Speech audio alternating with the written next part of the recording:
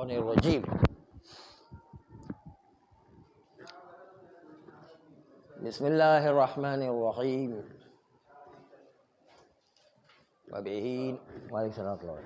وبہ نستعین وہو خیر معین۔ جو شخص جان کنی کی حالت میں ہے، احتضار کی حالت میں ہے، اس کو قبلہ رخ لٹانا ہر ایک مسلمان کا فریضہ ہے۔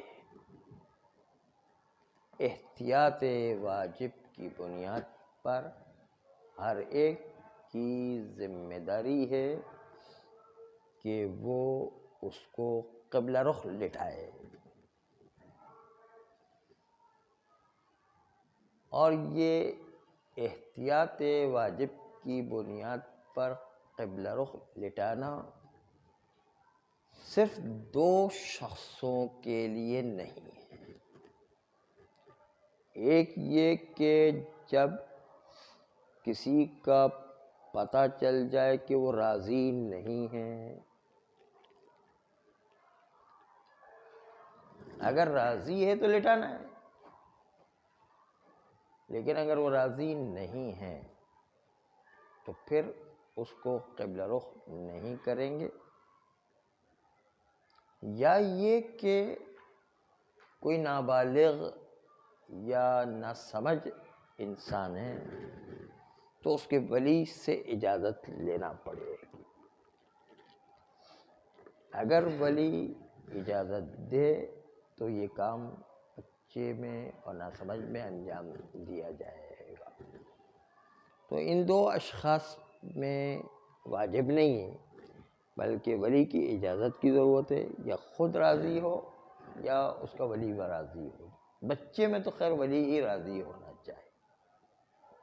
جو نابالغ بچے ہیں اس میں جو ہے ولی کی اجازت سے اس کو پلٹا سکتے، اما بالغ و عاقل ہے، سمجھدار ہے، راضی ہے، تو اس میں ہر مسلمان پر واجب کفائی ہے۔ واجب کفائی کا مطلب ہر ایک کی ذمہ داری ہے۔ واجب کفائی میں کام مطلوب ہوتا ہے، کون کرتا ہے یہ مطلوب نہیں ہے۔ کام چاہیے، اللہ کو کام چاہیے کہ قبلہ رخ لٹائیں۔ اب کون کرتا ہے وہ اتنا مہم نہیں ہے۔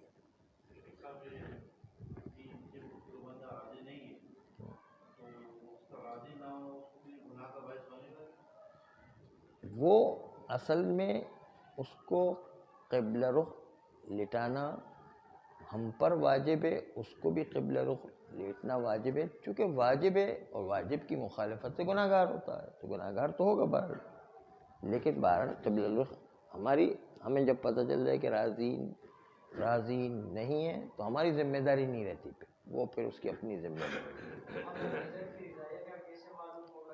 وہ سریان کہے کہ بھائی مجھے نہیں چھوڑا ہے، مجھے یہاں تکلیف ہو رہی ہے، ہٹاؤ نہیں مجھے یہاں سے۔ ہاں، وہ بے ہوشی کے عالم میں نہیں پتہ ہے تو کر سکتے، پھر کریں، لیکن وہ خیر رضا نہیں دے رہا ہے تو آپ بھی نہیں چھیڑیں، بس ٹھیک ہے، اس کی مرضی ہے۔ اگر وہ مجبور ہے تو اللہ کے وہاں جواب دے گا، وہ مجبور نہیں ہے تو پھر ایک الگ مسئلہ ہے۔ تو عالم نظام میں ہر مسلمان کی احتیاط واجب کی بنیاد پر ذمہ داری قبلہ رخ لٹائے، اور قبلہ رخ لٹانے میں وہ جب تک کہ وہ صریح منع نہ کرے تب تک لٹانا ہے۔ اگر وہ صریح منع کرے تو نہیں کریں گے، یا نابالغ بچہ ہے تو اس کے ولی کی اجازت سے کرے گے۔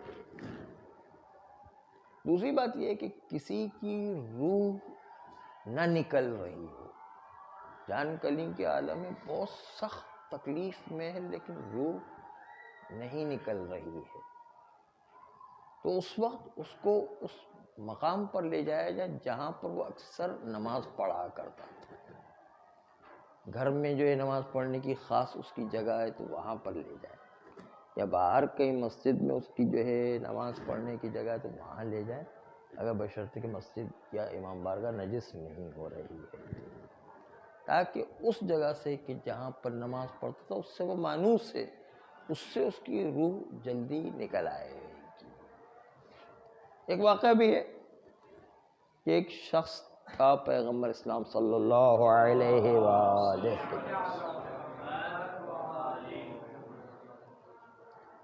وہاں پر اس کی روح نہیں نکل رہی تھی، تو اس کا چھوٹا بھائی پیغمبر اسلام صلی اللہ علیہ وسلم کی خدمت میں آیا اور کہا یا رسول اللہ، میرا بھائی اتنی شدید تکلیف میں ہے کہ بیان نہیں کر سکتا ہوں، لیکن اس کی روح نکل ہی نہیں رہی ہے، ہم کیا کریں؟ پیغمبر جو ہے ساتھ آئے اور آنے کے بعد دیکھ کر کہا میں بھی اس کا کچھ نہیں کر سکتا، کہا یا تو اس کی ماں اس سے ناراض ہے یا اس کا باپ اس سے ناراض ہے، اس لیے اس حالت میں جو ہے جب کوئی حقوق الناس کسی کی گردن پر ہوتا ہے تو پھر ہم اس میں مداخلت نہیں کرتے، کر تو سکتے ہیں لیکن ہم مداخلت نہیں کرتے۔ کسی انسان کی بھی کوئی ذرا برابر بھی چیز رہ گئی ہے یا حقوق الناس میں سے کسی کا غصب رہ گیا ہے تو پھر اللہ اور رسول بھی اس میں مداخلت نہیں کرتے، کہتے بھائی تم جانو وہ آدمی جانے، وہ جب تک کہ معاف نہیں کرے گا تب تک ہم بھی کچھ مداخلت نہیں کرتے۔ اور اسی لیے کہتے ہیں کہ کسی مومن کی غیبت کرے تو روز قیامت غیبت کی ایسی پکڑے کہ اللہ بھی معاف نہیں کرے گا جب تک کہ اس بندے سے خود سے معافی نہیں کروائی جائے گی۔ معافی جو ہے کیونکہ حقوق الناس میں اللہ دخالت نہیں دیتا، لوگوں کے حقوق ہے تو مجھ سے ہی معاف کراؤ بس، ٹھیک۔ انبیاء بھی اس میں جو ہے دخالت نہیں دیتے، کہ بھائی تمہارا کام اس سے سروکار ہے تو ہم کیوں معاملات میں مداخلت کریں، تم نے اس کا حق کھایا، اس کو برا بھلا کہا، اس کی عزت کو نوچا ہے تو اس سے معاف کراؤ، وہ جب تک معاف نہیں کرے ہم بھی معاف نہیں کریں، ہم اس کام میں مداخلت، تم نے کسی اور کا حق لے لیا ہے تو ہم جو ہے اس کے حق کی موجودگی میں کیسے جو ہے مداخلت کریں؟ یعنی اللہ کا سسٹم یہ نہیں ہے کہ اگر کسی کا بھی حق رہ گیا تو ہم اس میں مداخلت کریں، اللہ اور رسول اس میں مداخلت نہیں کرتے ہیں، کہتے ہیں یہ چونکہ اس کی ماں ناراض ہے حقوق الناس میں سے، اس لیے جو ہے ہم اس میں مداخلت نہیں کریں گے، اگرچہ کہ رسول اللہ چاہے تو کر سکتے ہیں، اللہ چاہے تو کر سکتا ہے، لیکن اس میں اللہ کے سسٹم میں نہیں ہے کہ وہ کسی انسان کا حق رہ گیا تو پھر معاف کروانے بیٹھے۔ اللہ اپنے حق کو درگزر کرتا ہے معافی مانگنے سے، لیکن جب لوگوں کے حقوق ہوئے تو وہ معافی کا سسٹم نہیں کہ اللہ معاف کرنے بیٹھے، وہ کہتے بھائی جس کا حق ہے اس سے معافی کرو۔ تو یہ ایسا جان کنی کی حالت میں تکلیف میں تھا کہ کسی طرح سے جان ہی نہیں نکل رہی ہے اور بہت شدت کی تکلیف ہے، تو کہا کہ اپنی ماں سے معاف کراؤ۔ ماں سے جب گزارش کی گئی، ماں نے کہا میں سے کبھی معاف نہیں کروں گا، اس نے میرے ساتھ اتنا ظلم کیا کہ میں زندگی بھر اس کو نہیں معاف کروں گی۔ رسول اللہ نے کہا تو پھر بھی معاف کرنے کو تیار نہیں، تو پیغمبر اسلام صلی اللہ علیہ وسلم نے کہا کہ اچھا لکڑیاں لاؤ، کمرے میں لکڑیاں جمع کی گئی، کہا کہ اب جو ہے یہ لکڑیوں کو آگ لگاؤ، جب آگ لگائی تو ماں نے کہا یہ کس لیے؟ کہا تمہارے بیٹے کو اس میں زندہ جلائیں گے نہیں۔ کہا میں نے اتنی مشکل سے پالا ہے، اتنی مشکل سے بڑا کیا ہے، اتنا اس کے پیچھے جو ہے مغزماری کی، آپ ایسے جلا دیں گے؟ کہا یہ تو کچھ بھی نہیں ہے، جہنم کی آگ تو اس سے ہزاروں گنا زیادہ ہے، تم مجھ سے زیادہ اس کو آگ میں جلا رہی ہو تو میں تو بہت چھوٹی آگ میں جلا رہا ہوں۔ تو کہا اچھا اتنی بڑی آگ کے اندر وہ جلے گا؟ تو کہا میں نے معاف کیا۔ جیسے ہی معاف کیا وہاں پر وہ آرام میں آ گیا، مجھے آرام میں آ گیا ایک دم، کیونکہ پتہ چلا کہ جو ہے اس کو عذاب آیا ہوا تھا، عذاب جو ٹل گیا ایک دم، جیسے ہی معاف کیا اسے عذاب ٹل گیا۔ اس کے بعد اس کی آسانی سے روح نکل سکی. اور اسی طرح ایک ضعیفہ عورت، جب اس کا نوجوان بیٹا مر گیا تو وہ کسی طرح مان ہی نہیں رہتی کہ میرا بیٹا مر گیا، اور کسی طرح جو چھوڑی نہیں تھی. وہ کہتے بھائی بس میرے بیٹے کو زندہ کرو ہی کرو، یعنی کس طرح، میں تو بغیر بیٹے کے رہ ہی نہیں سکتی ہوں. میں کسی طریقے سے جو اپنے بیٹے کے بغیر جو ہے اس دنیا میں رہ ہی نہیں سکتا. میں جو ہے کسی طریقے سے اپنے بیٹے کو زندہ. اس زمانے کے نبی کے پاس گئے، نبی جو ہے ان سے کہا کہ میرے بیٹے کو زندہ کرو، میں تو جو ہے اپنے بیٹے کے بغیر نہیں رہ سکتا.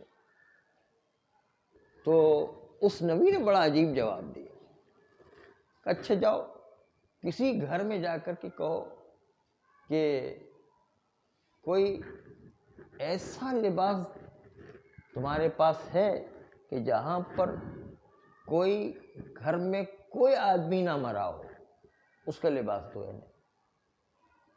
یعنی کوئی ایسا آدمی تمہارے گھر میں سے ایسا لباس لے کر آؤ کہ جس کے گھر میں کوئی آدمی نہ مرا ہوا ہے، ایسا گھر لباس لے کر آ جاؤ. تو اب گھر میں جس گھر میں جا رہی وہاں پر آدمی مرا ہوا ہے، کوئی نہ کوئی آدمی تو مرا ہی ہوا ہوتا ہے. ہر خاندان میں کوئی نہ کوئی آدمی تو مرا ہوا ہوتا ہے. وہ پورا شہر گھوم گھوم کے ہر جگہ جا کر دیکھا تو ایک آدمی مرا ہوا تھا. کوئی نہیں، ایک دو چار پانچ آدمی تو ہر گھر میں مرے ہوئے تھے. کوئی ایسا آدمی نہیں ہے کہ جس کے گھر سے موت نہ اٹھی ہوئی ہو. ہر گھر میں کچھ نہ کچھ موت ہو جاتی. گھوم گھوم کے تھک کے پھر اس نے کہا جب سارے شہر میں آدمی مرتے ہیں تو میرا بیٹا بھی مر گیا تو اس میں کون سی بڑی بات. اب اس کو سکون آیا ہے کہ بھائی جب سارے گھروں میں موت آتی ہے تو میرے گھر میں موت آئی تو کون سی بڑی بات. تو اس طرح جو ہے اس کو سکون دلایا گیا. یہاں پر بھی ماں کو اس طرح سے دلایا گیا کہ اتنی چھوٹی سی آگ میں تم جو ہے محسوس کر رہے ہو کہ آگ میں نہیں جلایا سکتے، تو جو اتنی ہزاروں گنا جو بڑی آگ ہوگی اس میں کیسے تمہارا بیٹا جلے گا. پھر اس کو سکون آیا، اس نے رضامندی دی، اور رضامندی کے بعد اس کی آسانی سے روح نکل سکی.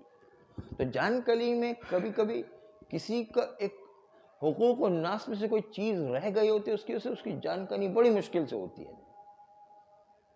خاص طور پر ماں باپ اگر ناراض ہے تو بڑی مشکل سے جان کنی ہوتی ہے، پھر جو ہے بہت مشکل سے روح نکلتی ہے.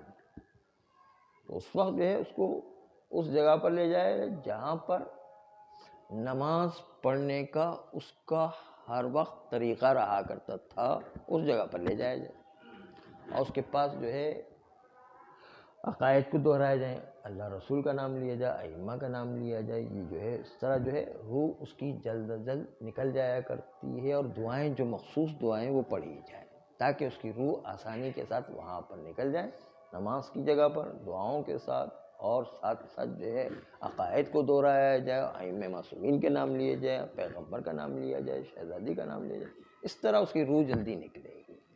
یہ ہے آسانی سے روح نکلنے کا طریقہ. صلی اللہ علیہ وسلم.